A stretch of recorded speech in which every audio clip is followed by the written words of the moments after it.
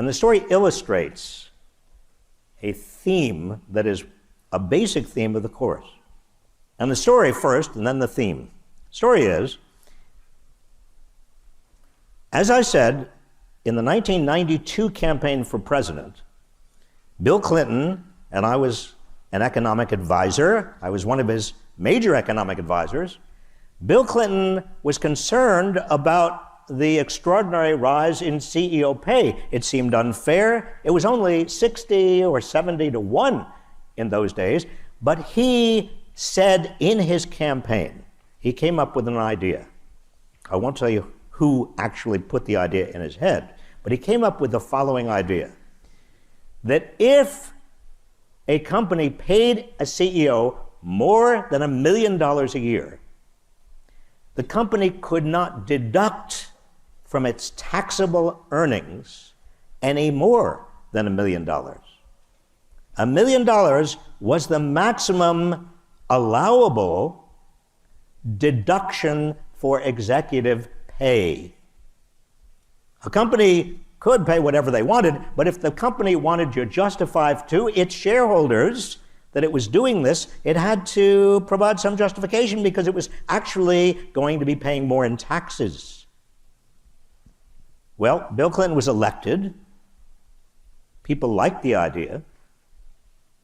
And then he asked me and he asked 2 others to come back to him with a recommendation of how to actually implement this idea. Campaign ideas are cheap. Implementation, detailed implementation, that's where the rubber meets the road. And so he asked me, and he also asked the Treasury Secretary then, who he had just named as Treasury Secretary, a man named Lloyd Bentson. Lloyd Bentson was a senator, had been a senator from Texas, very distinguished man, ran the Finance Committee on the Senate, knew a lot about Wall Street, about corporations, trusted. And then he also asked a third person who he had named as his chair of this National Economic Team, National Economic Council, a fellow named Robert Rubin, who had been the chair and CEO of a major Wall Street bank before joining the administration. And so the 3 of us, Bob Rubin, Lloyd Bentson, and I, had a meeting. And the question was, how do we implement Bill Clinton's campaign pledge that no CEO pay over $1 million shall be deductible from corporate earnings? I said it was very simple. You just don't allow corporations to deduct anything over $1 million from their tax returns. I mean, this isn't complicated. Oh, no, we can't do that, said Lloyd Bentson. That would be unfair. You hear that word? I said, why would it be unfair? Lloyd, I love the fact, see, when he was a senator, I had to call him senator. But once he was in the cabinet, and I was in the cabinet, he was Lloyd. Lloyd, why would that be unfair? And he said, because you have a lot of companies that want to, that just need to give their CEOs an adequate compensation, because the market for star CEOs, he didn't use that expression, he meant that. He said the market for really good, great CEOs is very hard to find. You have to compensate them if you want to attract them.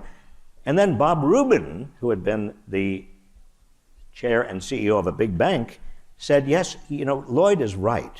What we ought to do is say to companies, if you link your CEO pay to the share price of your company, then you can deduct any amount of CEO pay from your corporate earnings. And I said, no. That's not what the president meant. That would be a huge loophole. And Bob Rubin said, loophole? He was insulted. And Lloyd Bentson once again said, companies have got to be able to attract wonderful, talented people.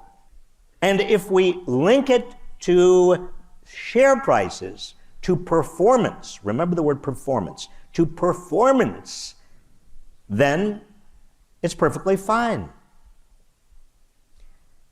Well, I was not happy, and I said, I'm going to dissent from this, but that was the memo that went to the president, and that is what Bill Clinton agreed to, and that is what was put into the IRS regulations.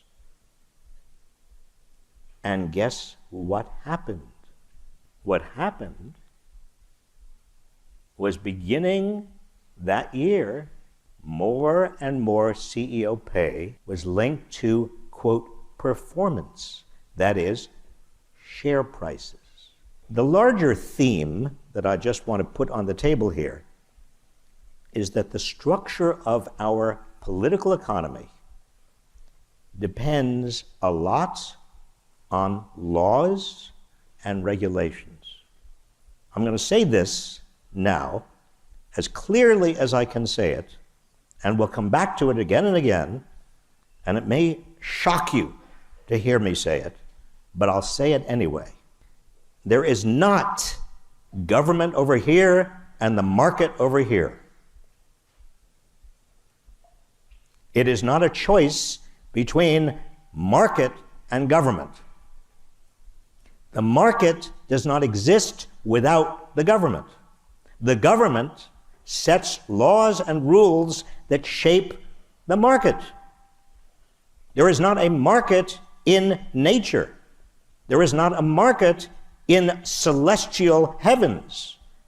The market is a human creation, and if you look hard enough, you will always see laws and rules and regulations that determine how the market functions. The dichotomy between government and market does not exist.